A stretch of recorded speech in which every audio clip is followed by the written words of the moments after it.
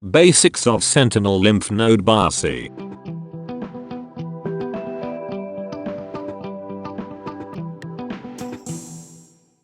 Sentinel term by definition means a soldier or guard whose job is to stand and watch. In medical terminology, it is an indicator of the presence of disease. Before understanding concept of sentinel node, it is important to understand concept of regional nodes.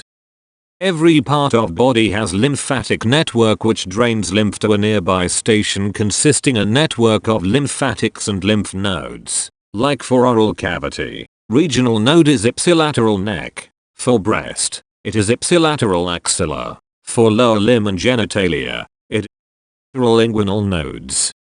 Any tumor arising in any body part has potential to spread to regional nodes. From regional nodes they can spread to distant organs and non-regional nodes. Each regional node area is further divided into stations or levels, like cervical lymph node has 5 levels, axilla 3. These levels are decided in order of lymphatic spread.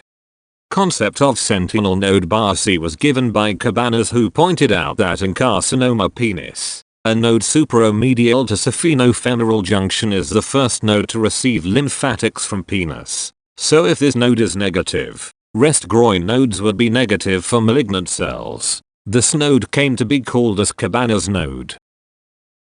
It is important to note that sentinel node biopsy is usually done in clinically negative nodes. If nodes are palpable, then FNAC of node must be done to detect tumor.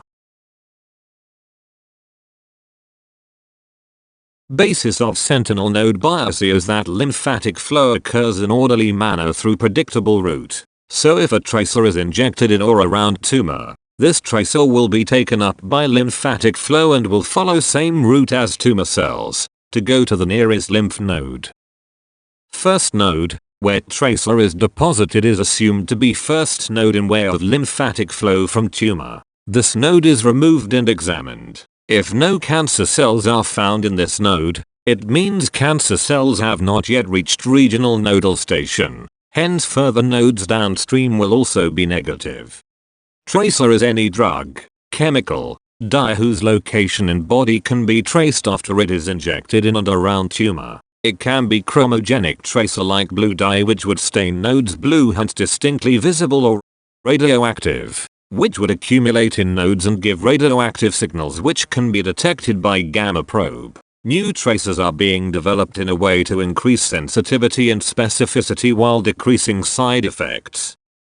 Tracer can be injected in various ways in primary tumor area: intradermal, subdermal, peritumoral, intratumoral. All are mostly equally effective as all routes converge toward lymph node stations.